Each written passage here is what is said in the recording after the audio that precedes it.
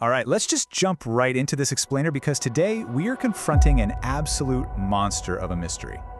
Welcome everyone. We are looking at a massive ticking time bomb sitting right at the very center of the global economy. We're going to be decoding what we call the dollar paradox. We'll explore how a truly staggering amount of national debt exists right alongside a thriving currency, and why the basic fundamental rules of economics just seem to bend when it comes to the United States. $36 trillion. Honestly, just take a second to wrap your head around the sheer incomprehensible scale of that number. That is the current United States national debt. To put that into perspective for you, that one single figure is more than the total gross domestic product of India, China, Russia, the United Kingdom, and Japan combined. It's a monumental number, and when you consider that about $1 trillion is going toward interest payments alone, well, you're looking at a deeply precarious economic reality. Now, you might be thinking this is just some internet doom scrolling, but it's not. This is a direct, incredibly objective warning from the International Monetary Fund. They literally view this debt as a ticking time clock on the entire global economy.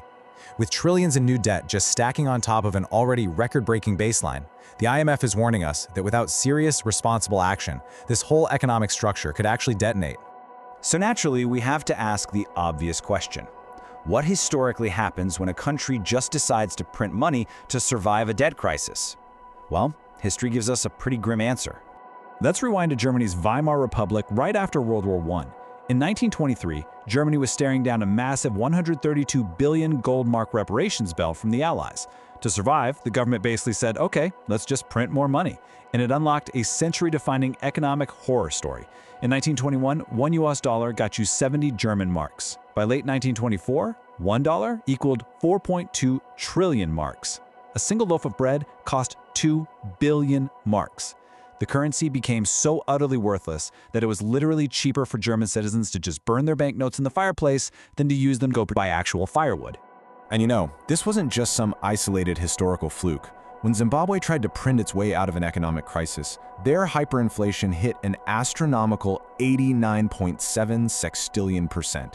Yeah, sextillion. That is 89.7 followed by 20 zeros. The central bank there had to launch $750,000 notes just for people to do their daily shopping, all while the country was facing severe food shortages and massive lines just to get basic stuff like flour and cooking oil.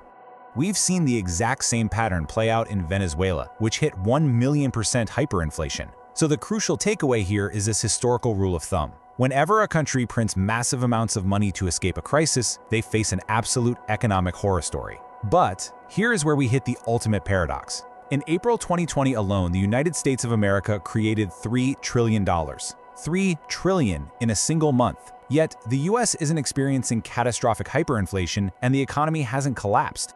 Which brings us to the money machine. How exactly do you just conjure trillions of dollars out of thin air without breaking everything? Well, the reality of modern money creation is a very specific step-by-step digital process. The Federal Reserve, America's central bank, doesn't literally fire up giant printing presses and print billions of paper bills. Instead, they do it digitally. The Fed creates, let's say, $500 billion on a computer to buy government bonds from commercial banks. By doing this, the Fed just credits these banks with fresh reserves, instantly giving them a massive influx of capital.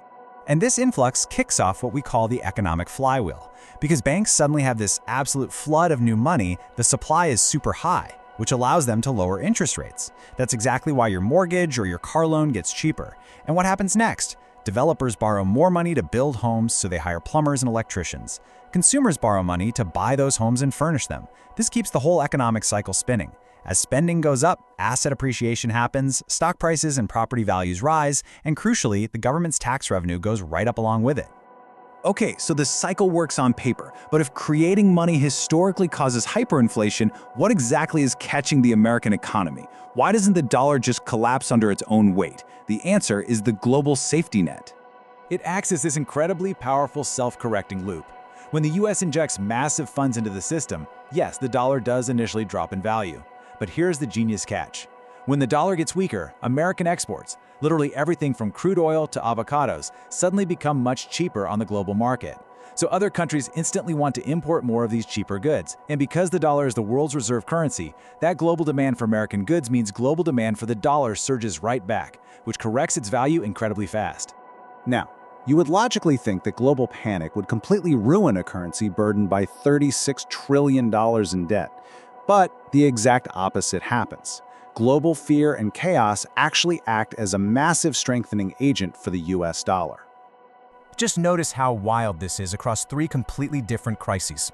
In 2008, during the massive financial crash, terrified investors dumped global assets and ran to park their cash in the US. The result? Demand for the dollar spiked. Fast forward to 2020, a global pandemic hits, the worldwide economy stalls, and once again, investors flood into the US market. Demand spikes. Then boom, 2022, the war in Ukraine rattles global markets, oil prices soar, investors panic. What do? They retreat straight to the safety of the US dollar. Every single time global chaos erupts, the world essentially bails out the dollar. So when we really peel back the layers of the American economy, we arrive at a truly fascinating conclusion. The ultimate American asset holding up this entire $36 trillion structure, it's actually not the unmatched US military, and it's not the tech giants in Silicon Valley. It is, quite simply, global trust. Let's contrast the US with Turkey or Venezuela for a second. If Venezuela prints billions of bolivars, or Turkey prints tons of lira to solve a crisis, the rest of the world just ignores it. Why? Because nobody buys oil in lira or bolivars. It doesn't matter how many literal truckloads of that currency you have, nobody on the world stage is going to exchange vital resources for it. It's completely worthless internationally. But now, look at the US dollar's structural advantages. Global trade, vital resources like oil, gold, and wheat is overwhelmingly settled in dollars. When central banks around the world need reserves, they hold dollars. As long as the world trades oil in dollars, and as long as the dollar is universally viewed as the absolute safest harbor during a storm, the US possesses a permanent safety net. And right now, there just isn't another currency that has risen to challenge it. Which brings us to a really stark geopolitical reality. The United States has extremely high global trust, which allows it to sustain a massive $36 trillion debt purely because the world demands its currency. On the flip side, while China is widely considered the next major superpower, they currently lack that deep-seated global trust. Because the world doesn't inherently trust the Chinese currency as a global backup just yet, China actually misses out on the trillions in potential value and economic flexibility that the US currently enjoys. And this leaves us with a truly fragile economic picture to ponder. The United States has essentially built a debt empire entirely reliant on the unshakable faith of the rest of the globe. So I'll leave you with this provocative thought to chew on. If that historical trust in the US dollar ever actually fades away, who will be the next superpower? And which currency will step up to back up the world economy? Thank you so much for joining me for this explainer. I really hope this helped decode the trillion-dollar paradox for you. Keep learning, and I'll catch you next time.